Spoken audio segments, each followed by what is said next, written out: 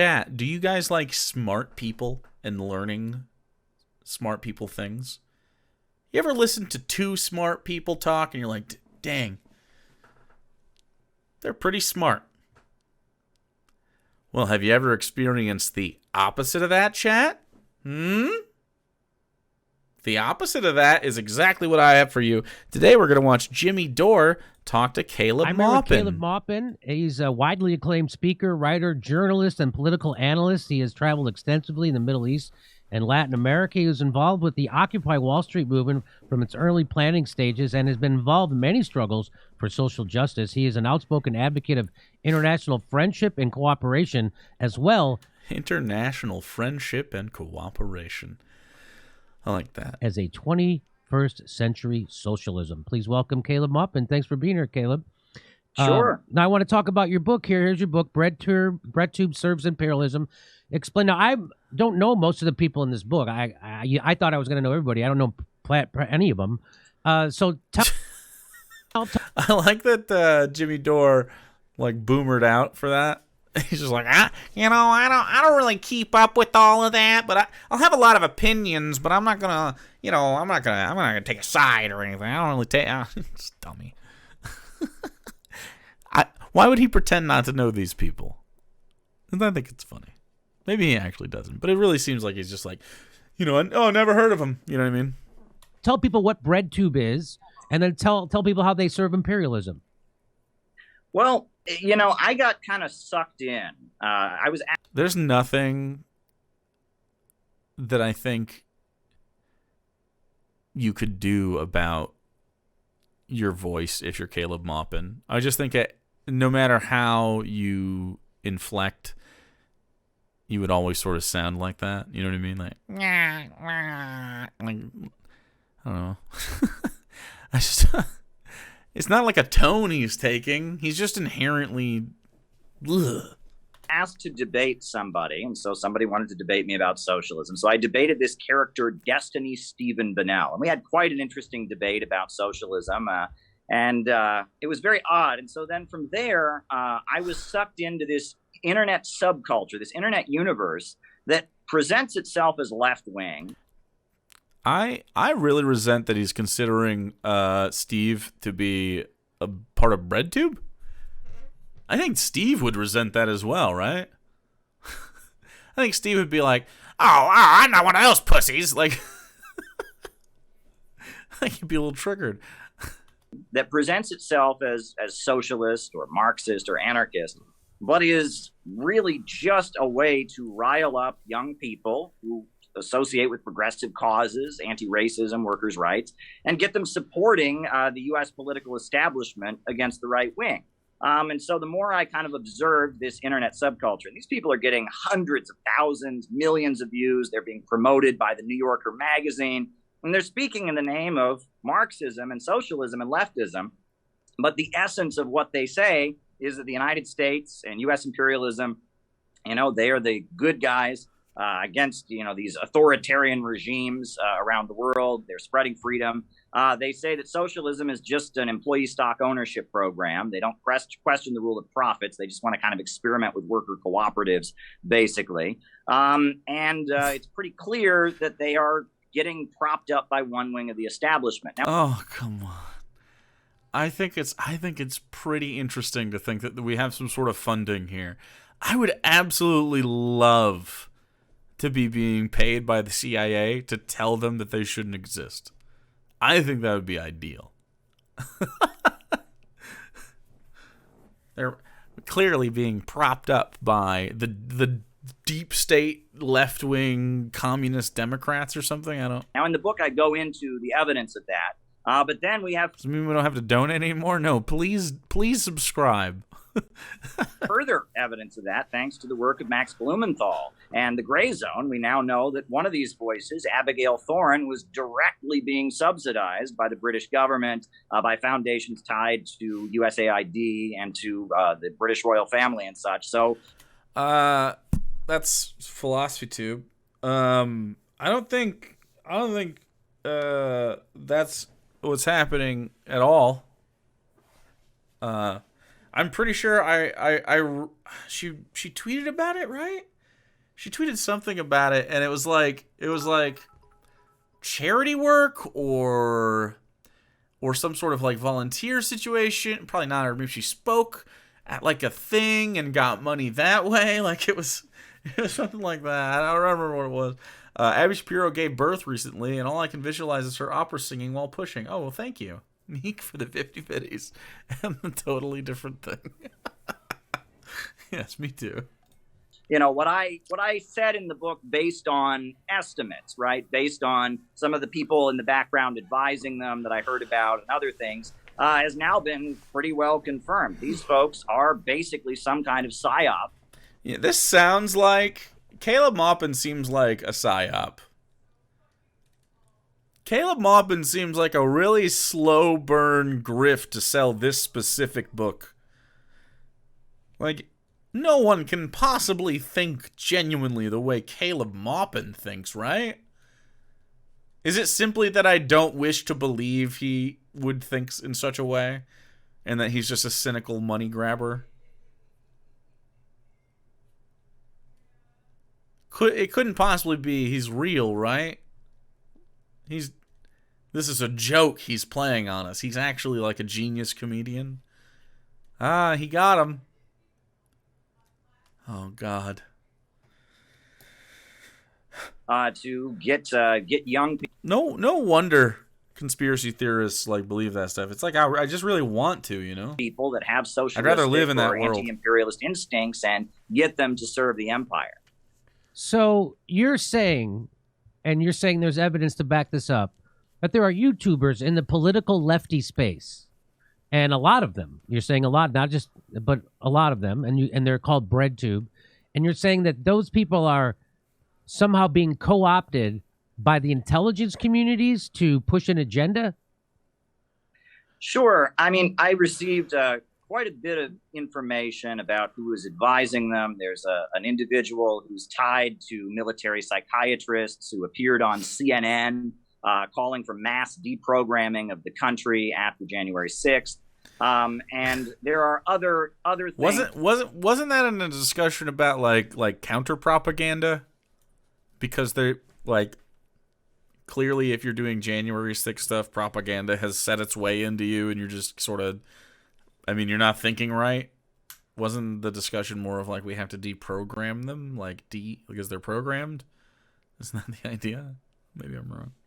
Things that point maybe she actually did mean like mind control. The mainstream media highlighting some of these people and celebrating them, and then their foreign policy stances could come directly from CNN. And then we have that great report that was done by the Gray Zone, and that all points to. Wait, how many people in BreadTube agree with CNN takes on the regular? I can't think of a single one. What? I actually can't think of any of them. What's one YouTuber who, like, suckles CNN? I don't even think, like... I'm trying to think of the libbiest people. God, I don't know. Pac-Man isn't even that... Like, he's more left-wing than CNN. Like, what the fuck? I don't even know. But the thing is, there's a precedent for this, right? We often talk about the Congress for Cultural Freedom program, which was in the 1950s. The CIA realized that basically, if they wanted to hurt the left and hurt Marxists, one way to do it was to start funding certain voices. And you had the CIA set up Partisan Review magazine. You had the CIA basically launch a whole program to subsidize left-wing voices that were anti-communist, that were against the Soviet Union, that were against China. Yes. And there's a long history of covert manipulation of left-wing voices, kind of presenting left-wing voices that are, in a way, acceptable to the establishment. And it was actually Irving Kristol, who was the director of the Congress for Cultural Freedom program at the CIA. It eventually became considered Who cares? So this isn't new that the CIA, the intelligence communities, that they co-opt media and they fund media directly a lot of times, and to push an agenda, imperialistic, hegemonic agenda. But all of BreadTube is anti-imperialist, anti-hegemony. The fuck? This is not new. This isn't a crazy conspiracy theory. This has been documented. Well, the church committee, that was in the 70s. And can you talk about that? Sure, yeah. I mean, it became revealed in the 1970s with the Church Committee. That was during the presidency of Jimmy Carter. You had a congressional committee that investigated the FBI and CIA, and they revealed a number of things, including Project Mockingbird, which was, the CIA's wing that was handling the media, as well as Project MK Ultra, which was about promoting hallucinogens and drugs on college campuses and into We're going to talk about the Unabomber, left-wing and radical spaces, and that there was all kinds of foul play. And again, this is documented. It's documented. Yeah, I mean, these are facts. These are historical facts. There are mainstream media articles. And major YouTubers in the MK Ultra program happened. About it. There are whole academic books that have been published about this kind of thing. And it's so sad that they've cultivated this atmosphere where if anyone says anything like this, they just go, oh, that's a conspiracy theory. That's a conspiracy. No, these are things that are acknowledged from the history. And based on these historical precedents of manipulating activists, manipulating left-wing voices, based on some of the people associated with BreadTube, and now based on that smoking gun we got from Gray Zone, it's pretty clear what BreadTube is. It's an attempt to control the narrative and make sure that people who are interested in socialism and workers' rights and opposing the police state, that they, follow a certain foreign policy agenda. And there's nothing particular. Huh. What? If they're funding the leftist YouTube sphere to secretly create a psyop to push people on the left toward the right, then why do these two dorks care about it so much? That's true. That's funny.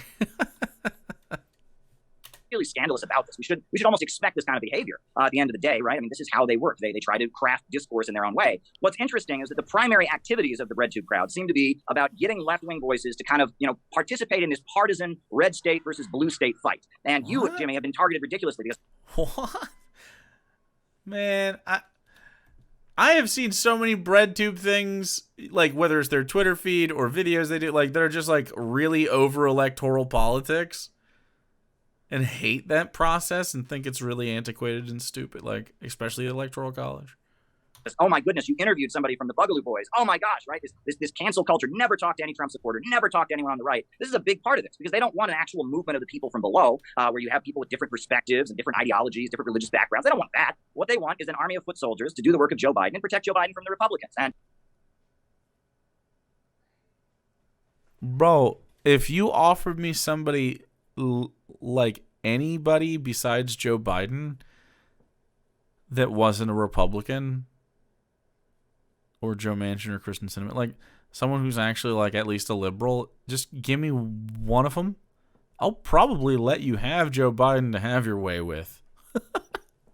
He means nothing to me. I don't know. Who's he talking to? Why does he think we like Joe Biden? Who's Caleb Maupin? What is he talking about? I never really know who he's talking about. Where's he getting his ideas from? If you can just, cancel anyone who's deemed "quote unquote" right wing, you can isolate people and make them loyal foot soldiers of one section of the ruling class. So they did come back. So that's the biggest thing that they seem to want to shut down. Is if meeting the establishment and the intelligence community, if somebody from the left and the right figure out that they have common enemies that they can work together against, that's what they have to demonize, like they did to me when I interviewed that Boogaloo boy, which, by the way, people still don't realize. I disagree. I think we are... What? I think we often talk about how right-wing people ought to agree with us because most right-wing people, or a lot of right-wing people, are working class. And, a lot of those, like, miners and, like, mechanics and truck drivers, and although they make decent money. But, like, you know what I'm saying? There's a contingent of blue-collar folks that vote Republican, but that should otherwise be, like, stuff like at least pro-union, pro-healthcare, stuff like that. What BreadTubers is he talking to? I have no clue. I've never talked to Caleb Maupin. I probably wouldn't like to. I would, though. Caleb Maupin, come talk to me. I don't know what about. You can literally just yell at me about what you think I believe. That'd be great. We can talk about that. Boogaloo Boy, 100% different than Proud Boys. Boogaloo Boys are the antidote to Proud Boys. Boogaloo Boys are anti-imperialism, anti-cop, anti-Trump, anti-racist, and pro-LGBTQ, and pro-Black Lives Matter. That's what... I don't recall the Boogaloo Boys being those things. Am I mistaken? I don't recall that taking place. Maybe they should market better, I guess. Boogaloo Boys are. But the BreadTube people wanted to manipulate that and distort that into Boogaloo Boys are right-wing racists, just like Trump and Proud Boys and Nazis. That's what I mean, they wanted people to think, and it's the exact opposite. And that's why I trended on Twitter for 3 days straight one time, was because they have all their bots and everything coming out to try to... I trended on Twitter for 3 days straight one time.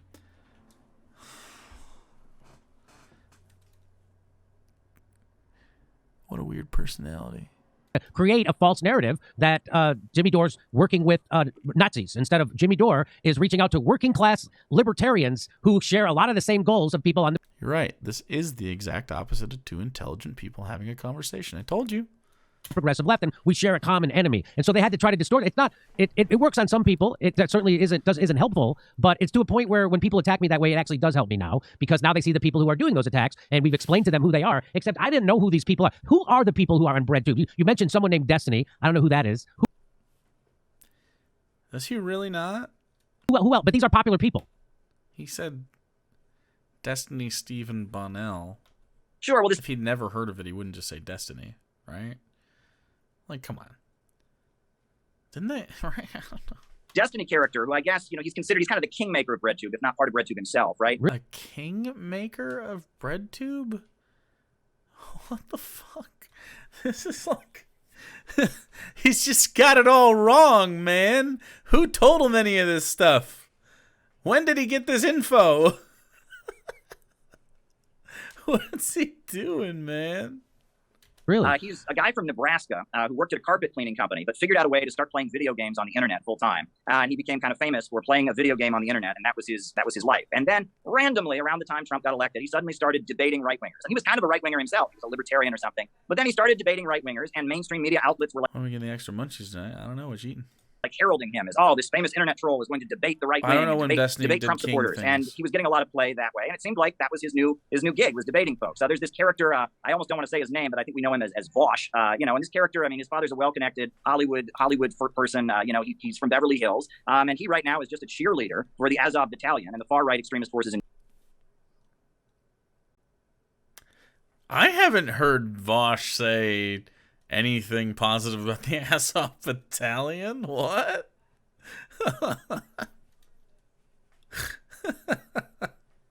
That seems a little funny. In Ukraine, he's gone all the way into he wants this war to keep going. He wants Russians to die. He wants a big war between the United States and Russia, and he's made that clear. And again, if you watch his streams, what's kind of amusing is that he's not very familiar with left-wing politics at all. I mean, he has handed lists of quotations, from Lenin, from Marx, and he'll read them off as if that means you should vote for Joe Biden. And it's really kind of pathetic to watch. Vote for Joe Biden?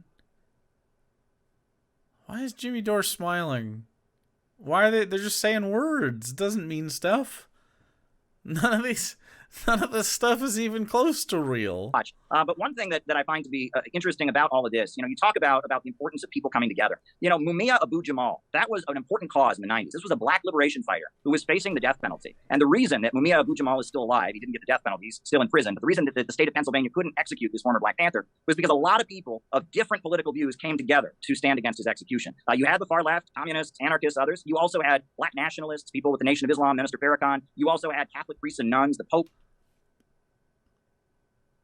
Was Farrakhan a capitalist?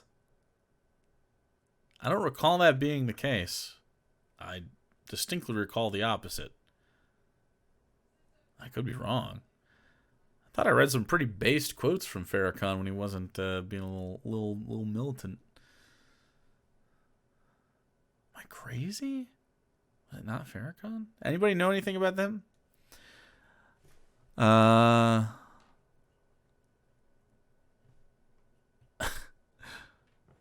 I don't know. I mean, he didn't preach it, but he enjoyed the good life.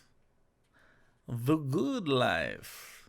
Stood against the execution of Mumia. You had Mennonites and Amish people. And in 1995, it was hundreds of thousands of people piled into Philadelphia with one demand: don't execute Mumia Abu-Jamal. And that's why Mumia, this black revolutionary journalist, wasn't executed, because people came together, overcame their differences. But nowadays, it seems like instead of doing that, we're supposed to engage in this kind of politics where...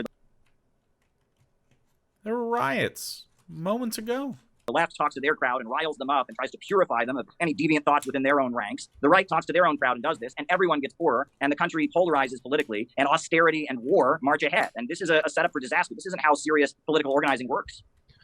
I couldn't agree with you more, and that is the biggest threat to them: is the populist left, populist right, realizing we have a common enemy, realizing that we can organize together against the establishment, against the oligarchy, to stop war, to stop police brutality, to stop racism. We can do. There's a lot of things to help. Also, to help our economy and get a living wage for people. That's the last thing they want. They're now happy. What? Are they listening to any of these people? This just seems like, hey, intentionally just like saying other shit so that other people watch this video.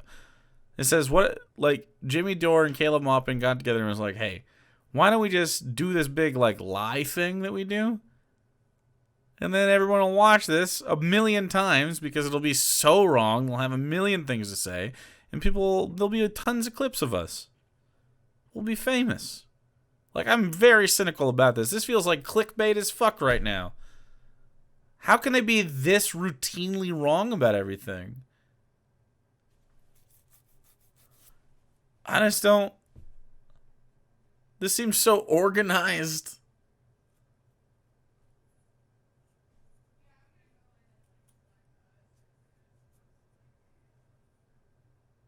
He's genuinely this deluded?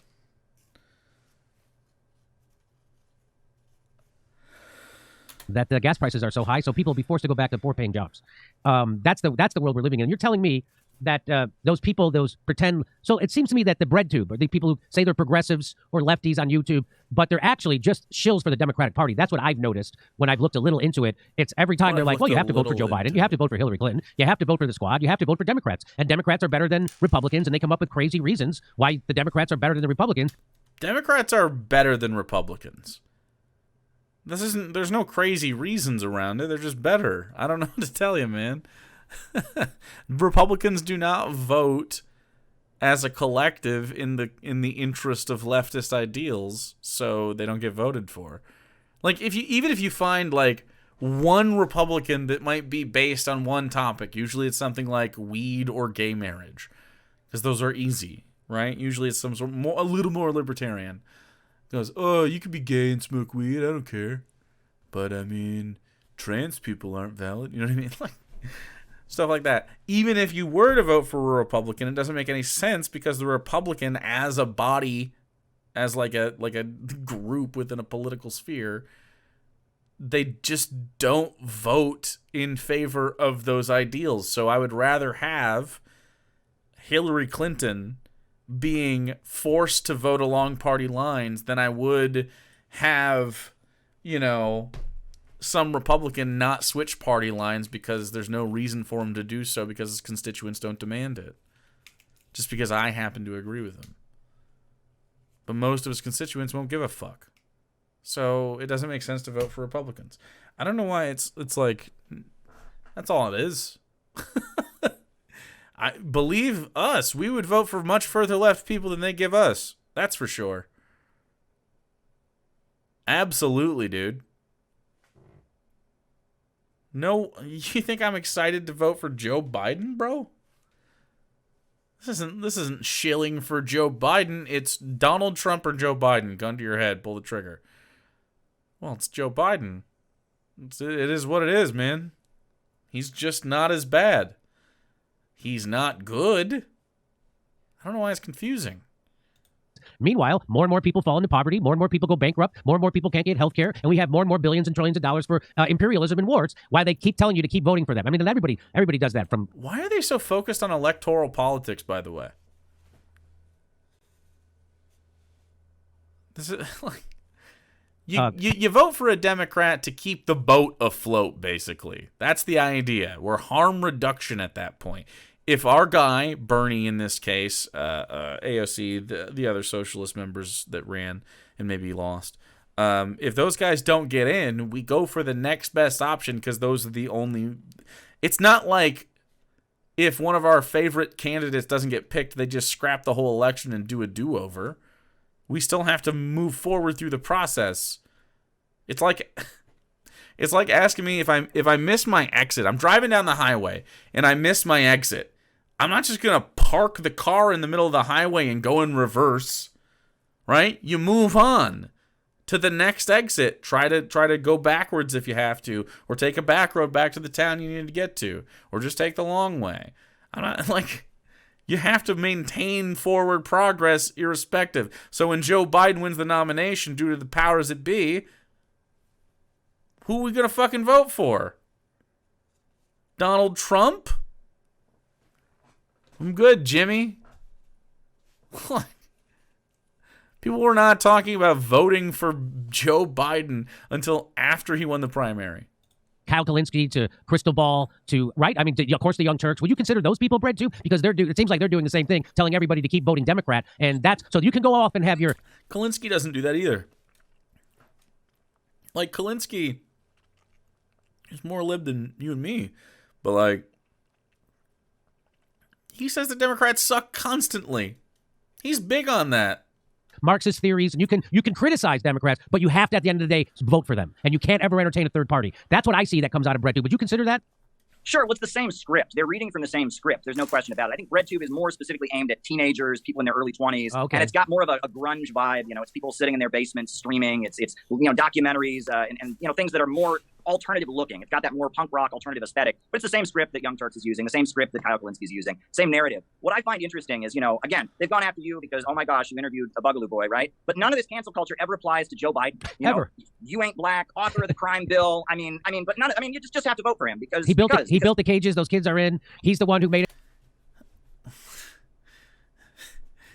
Basements? Hey, man. Yeah, we're grunge, guys. My grunge friend would be offended by that comparison. No. So you can't get rid of your medical debt or your student debt and bankrupt. He made it. He's been the screw of the American people. He's been why are most of our prisons filled up with black and brown people? Because of Joe Biden.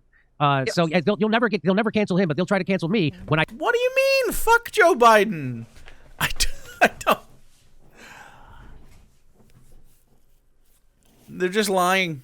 It's just a lie. Like, they can't be this genuinely ignorant, right? They have to just be lying. Does Caleb pronounce words wrong on thing? I don't know. I don't know if he's doing it on purpose. I speak about Joe Biden in an honest way and tell people to stop voting for him. Sure. And the crazy thing is, there's the narrative that they have is so shallow. It's basically there's this group of bad people called fascists, and they're under every rock, and they're hiding behind every tree. Yes. Every Trump supporter is a Nazi. Yes. Every conservative is a Nazi. And they're not libertarian. They do not lean to the side of liberty. When they take stances on topics, they go towards authoritarianism, and they're right-wing. Authoritarian right-wingers, if right-wing enough with their authoritarianism, are in fact fascistic in their policy making. Like, what the fuck, man? It's what fascism is. And they're not even understanding that fascism, there is a scientific Marxist understanding of it. Read R. Palm Dutt, read Georgy Dimitrov, right? There is an understanding of where fascism comes from, and it flows from the breakdown of capitalism. It's a system, when you have the capitalist system with profits in command, you inevitably have economic breakdowns, and, great leaps in technology lead to greater poverty. And as there's greater poverty in society, one faction of the ruling class wants to lock down society, drive wages down, and reduce living standards, and degrow, which is another big... Does he not see that? Does this not apply to Republicans? BreadTube fame, degrowth. They want to degrow in order to try and stabilize the capitalist economy. There's a scientific Marxist understanding of what fascism actually is, but in their minds, fascism is a question of good people versus bad people. And if we just drive these bad people out, then everything will be fine. Well, no, it's not a question of good people versus bad people. It's a problem rooted in the system, the fundamental flaws of the capitalist system. Yeah. Yep. I don't know any BreadTubers that like capitalism. So they think that people they'll say Donald Trump and Ted Cruz are fascists, but guys like Joe Biden and Kamala Harris are good people. No, I would never say that Kamala Harris and Joe Biden are good people. No BreadTuber is saying these things. This is fascinating. Where did they get this info? Why are they just making stuff up? What BreadTuber is saying this? Do I have any... Find me a single clip of a BreadTuber named in Caleb Maupin's book that are genuinely saying, like, oh yeah, they're good people. Like, what? Definitely it's always been better. And for a little bit, there was a little bit of the, ooh, will they really do the progressive things they said they would on their thing? They did some stuff with insulin recently. House Democrats, at least. Senate, we'll see. Not probably going to happen. Obviously, Joe Manchin is being shitty. as if they don't serve the exact same people and have almost the exact same agenda, except with tweaks on the margins. I mean, sure. Well, they're all. You have to understand. Trump says naughty words. He said naughty words, and it's all about words with these people. It's all about words. It's all about aesthetics. It's all about imagery. Nothing about concrete, actual analysis. Joe Biden can set up the crime bill. Joe Biden can be driving the wages of workers down. None of that matters. It's all just this question of aesthetics, and they're triggered by what they think of as authoritarianism. Right? If anything reeks of a strong government getting things done, it scares them. Oof. Here comes the tanky stuff. A strong government getting things done. Donald Trump was explicitly anti-freedom of speech. Like, that's a huge red flag for fascism for me, boy.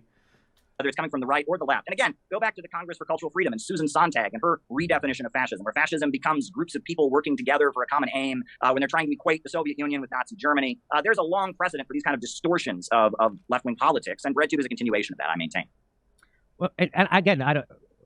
So the reason why I'm not aware of who BreadTube is because I'm not in the demo that they're going after, right? Because they're going after younger people. Sure. And are they mostly on Twitch or YouTube or both? Twitch, YouTube, they're all across social media platforms. They're very widely promoted. What about that Hassan Piker? So when I see that Hassan Piker, Cenk Uyghur's nephew, sure, super talent. He had an article, a positive article written about him in like the Business Insider or some magazine like that. I don't know which one it was. But the reason I know this is because every time I logged into Twitter for a week straight, it was promoting that article. How does that happen? Exactly. And if you look at how BreadTube started on Reddit, it was largely, there was a lot of money. It's the only reason Jimmy Dore knows this. Now look at Jimmy Dore's face. Look at his damn face. He's like, got him. I don't know why he feels that way, but that's definitely what he's feeling. Being handed out in order to encourage people to debunk the ideas of the right wing, right? The right wing was gaining on the internet. There are a lot of right wing YouTube channels, etc. And a lot of money started showing up in people's Patreons, and a lot of algorithmic support was being provided for people to debunk the right wing. That's good. I mean, there's a lot of crazy stuff on the right wing, conspiracy theories and notions that we should privatize everything.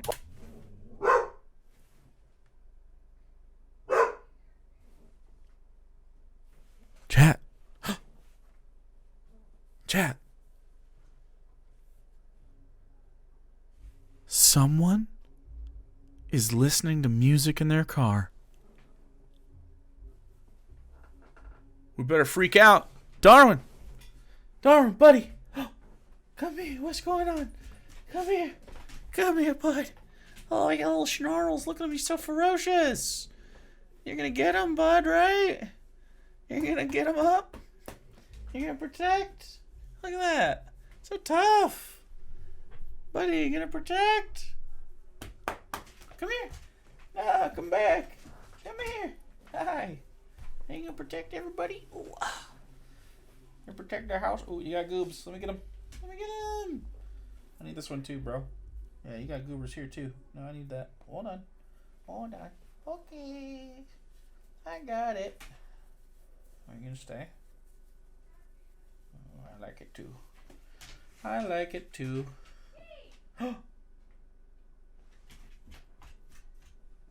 don't know why she came in either, dude. What you doing? Working on emotes? No. Why not? Because I'm working on a promo photo for tomorrow's show. Doesn't sound like an emote. Nope. But it's for tomorrow's show. It's really cool though. I did the photo shoot and I'm doing the editing. That is really cool. I'm very happy for you and proud of you. I will do the emotes. I think you're doing great. Don't be a butt. What do you think the first emote should be? Stoner copy. It's stoner copy. I will do stoner copy before. What about, we also thought of one where it's Cobby eating, well, I thought of one. I'm not giving them any credit. Cobby eating popcorn menacingly. That's cannibalism. All right.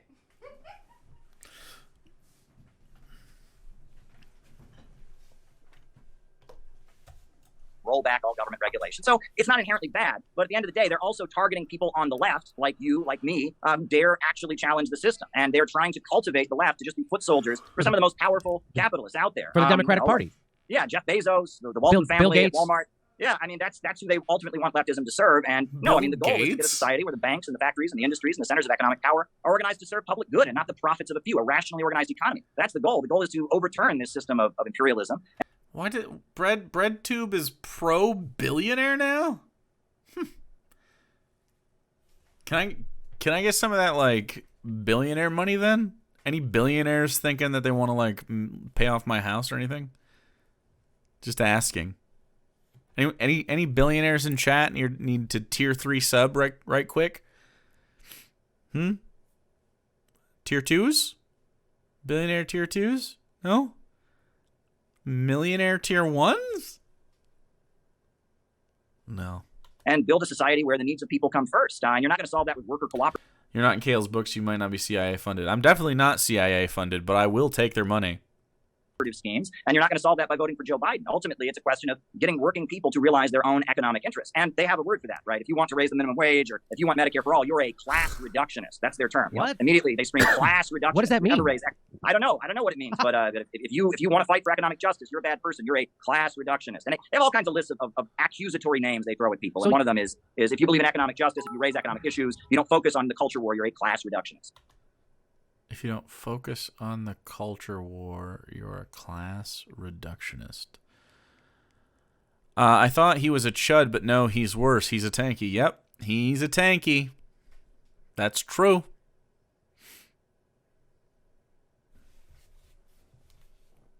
Big tanky.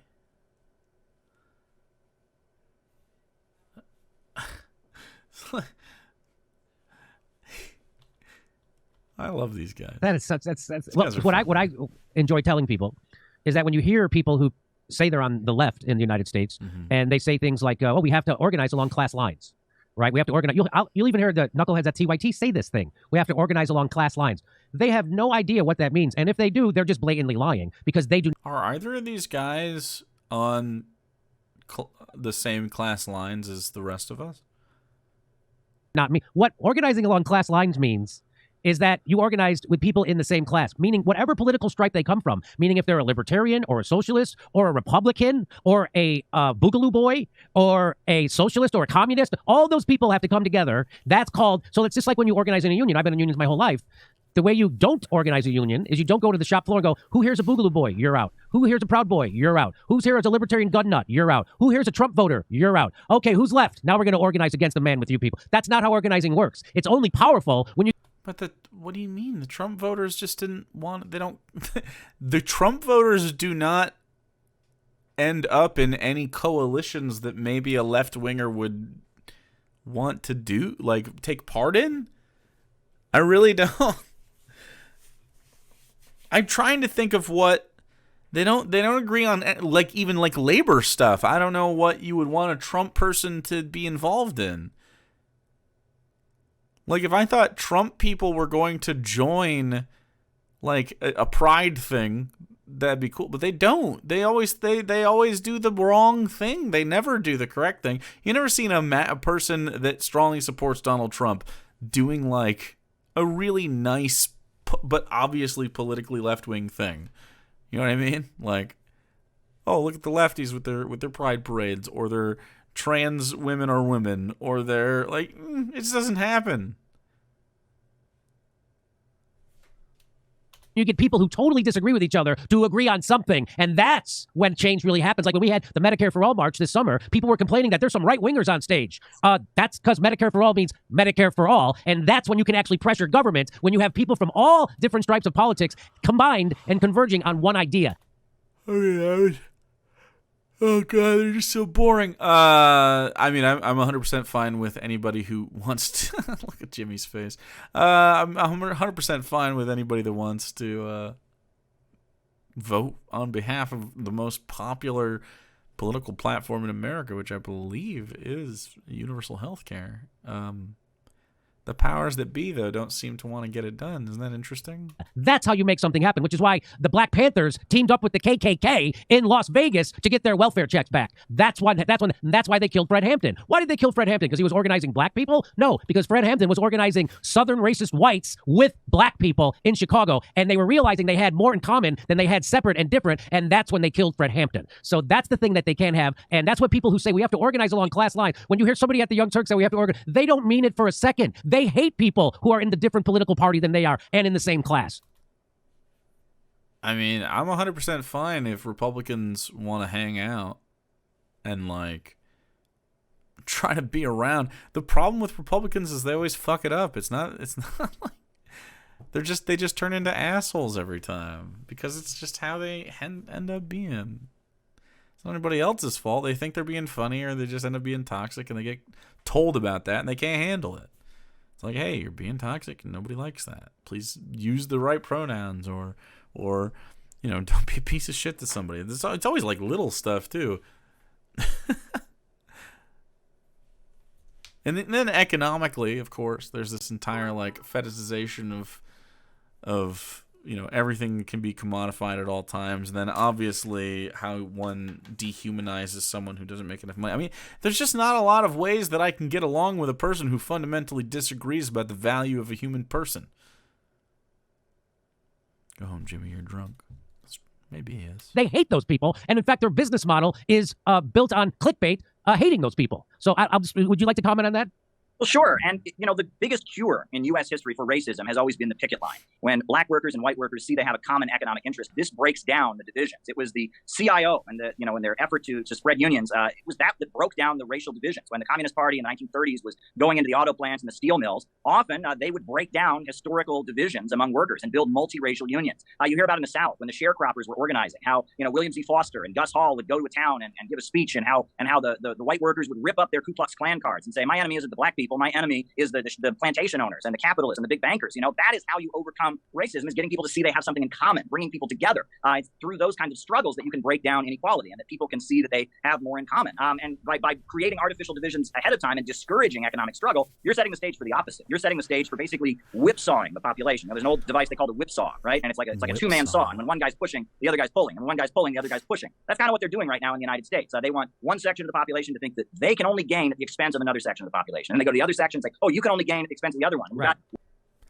Again, I don't hear BreadTubers arguing that we want to take anything from right-wingers. In fact, I would say most of the arguments are like, this is good for everybody. Isn't it nicer to do the good stuff for everybody? And we all agree with each other. And that's just how it goes, right? If we just simply agree, huh? You guys want to do some maybe like healthcare? Pretty good. Pretty good stuff. You guys want to do some free, hey, weed's pretty fun. You know what else is fun? Corn whales. Useless legs. Putting them in the splash zone with the corn whale. Giving them Gothic's Halo. Nani the Mongoose, Isaac Animate, Majin Rogue, and Leftist Magician. Appreciate it. Working people all throughout the United States pushing and pulling on each other in a culture war. A corn whale sighting. Pfft, look. Everyone get your binoculars out on the ship. And we're all getting poorer, and their agenda of creating a low-wage police state. Ooh, maybe corn whales. Ooh, here we go, lore. Maybe corn whales swim in the stream. They're stream corn whales. Shallow water whales. I don't know why I'm doing this. This is what streams are. Isn't this majestic, chat? It's a stream. Anyway. Marches ahead. And we got to have class solidarity. We got to go against it. Fred Hampton is a great example of that kind of work. Low-wage police state. That is exactly what they're pushing for. Well, anyway, great work on this. BreadTube serves imperialism, examining the new brand of internet-social socialism by Caleb Maupin. It's available at Amazon and all the places where you can buy books. Do you have a website? Sure. I don't care. So, it's pretty clear. I don't think they talk to single BreadTube people. I don't know that they've had many like good faith interactions with BreadTubers if this is their particular like take, I guess. It seems pretty interesting to be like, yeah, they all just actually are Democrats. When they just openly hate Democrats. All of them openly hate Democrats. But it's like, you can't vote for Donald Trump. What else you gonna do, bro? We don't watch a lot of Jimmy Dore or Caleb Maupin for the very reason that you just witnessed. They're very boring and kind of lowbrow. They don't really say a lot of things, and they just sort of are just wrong. I'm glad we don't. I'm sad we are not in the book though, because we could have. But oh well, we could have been in the Caleb Maupin book. We could have had Caleb Maupin beef for the class.